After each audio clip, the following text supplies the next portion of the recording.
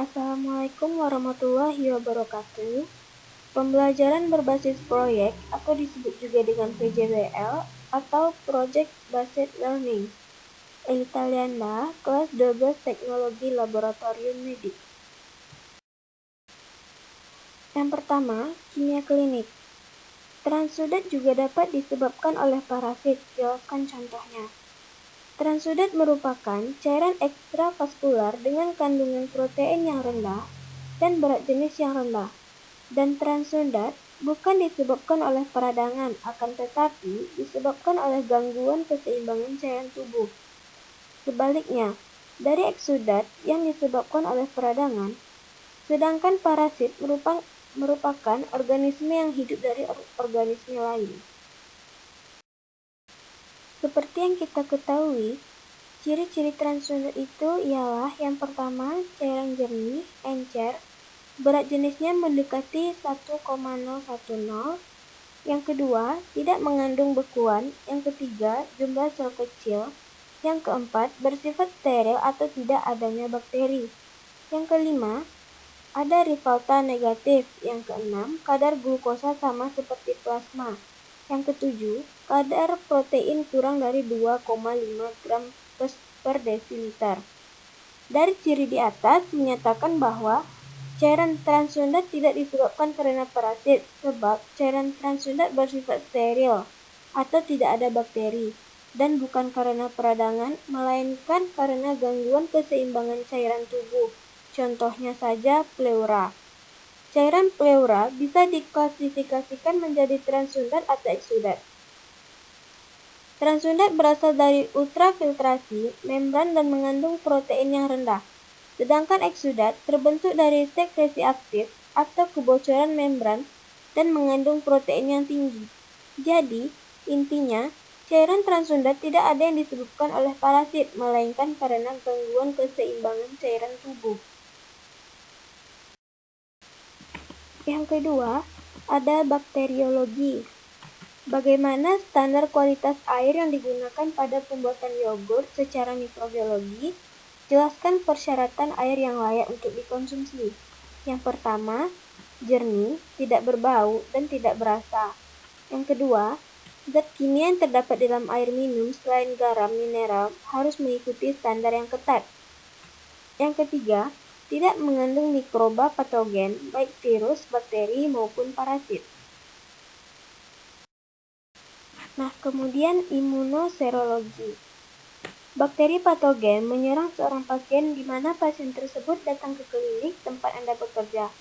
Anda sebagai seorang TLM bekerja di laboratorium mendapatkan pasien tersebut dengan gejala demam yang sudah lebih 7 hari, demam tinggi, diare, muncul bintik-bintik yang berwarna seperti bunga mawar di daerah perut dan dada. Dokter mencurigai bahwa pasien tersebut menderita demam tifoid. Kemudian, buatlah cara kerja yang dibutuhkan untuk menunjang diagnosa pasien tersebut. Nah, kepekaan, sensitivitas, dan spesifitas tifoid atau tifoid positif atau negatif 93% lebih baik daripada uji Pipidot karena dapat digunakan sebagai diagnosis yang lebih cepat dibandingkan daripada uji Widal. Alat dan bahan yang digunakan adalah kaset, reagen buffer, mikropipet, stopwatch, sampel. Sampelnya tuh serum atau plasma atau whole blood. Cara kerjanya, siapkan alat dan bahan, kemudian stabilkan kaset dan reagen buffer pada suhu ruang, kemudian homogenkan buffer, lalu buka bungkus kaset, beri label pada kaset, kemudian jika menggunakan serum 1 plasma, teteskan sebanyak 30 mikron. Jika menggunakan whole blood, teteskan sebanyak 40 mikron ke dalam sumur pada sampel. Kemudian, pastikan tidak ada gelembung udara ketika memipet dan meneteskan sampel. Lalu, setelah sampai diteteskan, setelah 15 detik, teteskan buffer 1 tetes, sampel akan mulai naik. Baca hasil dalam waktu 15 menit, jika sampel berhenti naik, tambahkan buffer 1 tetes. Kemudian, hematologi, hemostasis atau jalur faktor koagulasi.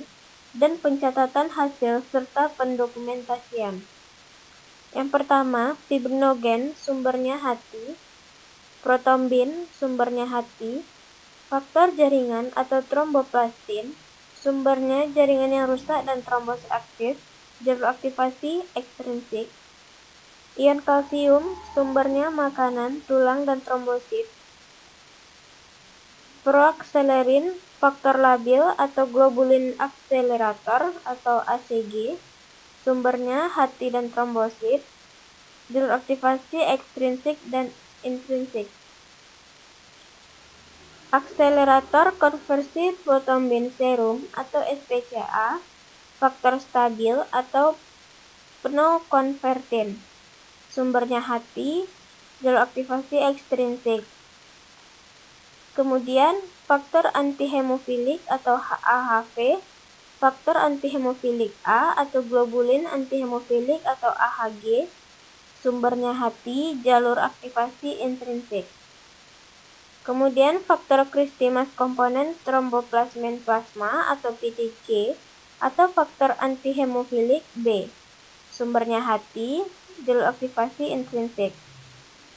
Faktor Stewart, faktor power atau trombokinase, sumbernya hati, jalur aktivasi ekstrinsik dan intrinsik. Plasma tromboplastin, antecedent atau PTA atau faktor antihemofilik C, jalur aktivasinya intrinsik. Kemudian faktor Hageman, faktor kontak atau hati, faktor antihemofilik D, sumbernya hati, jalur aktivasi intrinsik. Faktor stabilisasi fibrin atau FSF, sumbernya hati dan trombosit. Kemudian pasca analitik, yang pertama, pencatatan kegiatan laboratorium dilakukan sesuai dengan jenis kegiatannya. Yang kedua, pencatatan kegiatan pelayanan dapat dilakukan dengan membuat buku register. Yang ketiga, ada banyak hal yang perlu diperhatikan lagi. B. Cara menegakkan diagnosis dari hasil pemeriksaan spesimen yang telah diperiksa, dicatat dan dilaporkan dalam buku register masing-masing. Cara pelaporan. Pelaporan kegiatan pelayanan laboratorium terdiri dari: yang pertama, laporan kegiatan rutin, harian, bulanan, triwulan, dan tahunan. Yang kedua, laporan khusus seperti KLB, HIV. Yang ketiga, ada laporan hasil pemeriksaan. Kemudian ada keselamatan kerja, berbagai tindakan yang dilakukan di laboratorium. Parasitologi. Jelaskan contoh kontaminan pada yogurt, terutama dari mikroorganisme parasit cacing. Jelaskan contohnya. Yang pertama ada parasit cacing Giardiasis intestinalis. Yang kedua ada parasit cacing Giardia lamblia. Yang ketiga ada parasit cacing Giardia duodenalis. Giardiasis adalah penyakit yang menyerang saluran pencernaan berupa infeksi usus halus.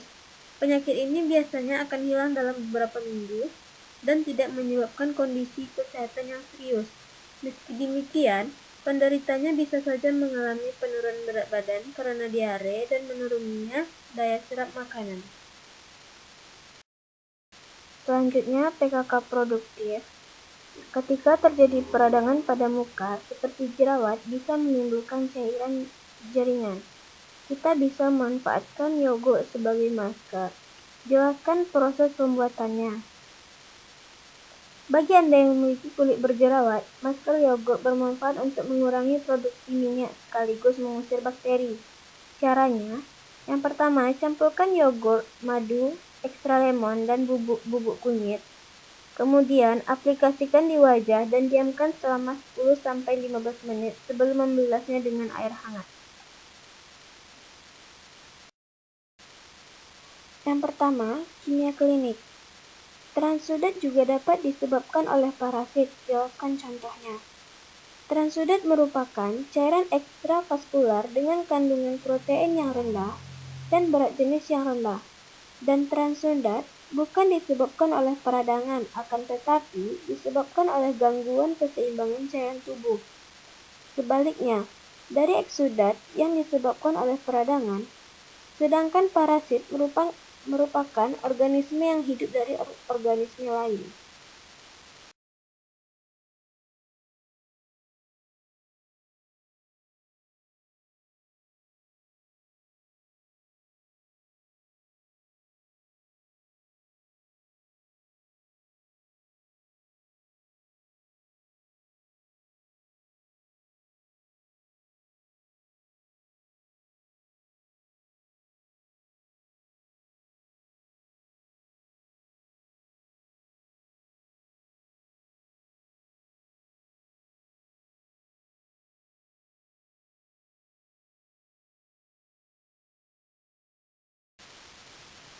Elita akan membuat sebuah masker yogurt yang akan dikemas dalam wadah kosmetik ini diberi nama dengan emas yogurt. Produk ini dipromosikan ke berbagai media agar mendapat keuntungan yang banyak, seperti Instagram sebanyak 1000 kali percobaan penawaran, WhatsApp sebanyak 500 kali percobaan penawaran, Lazada sebanyak 100 kali percobaan penawaran, Shopee sebanyak 20 kali percobaan penawaran. Total dari percobaan penawaran emas yogurt adalah 1000 ditambah 500 ditambah 100 ditambah 20 sama dengan 1620 kali. Dan nilai peluang terjualnya emas yogurt adalah 0,5. Frekuensi harapan nilai peluang dikali banyak percobaan 0,5 dikali 1620 sama dengan 810. Jadi, kesimpulannya, nilai frekuensi harapan terjualnya emas yogurt adalah dengan 1620 kali penawaran adalah 810. Terima kasih. Wassalamualaikum warahmatullahi wabarakatuh.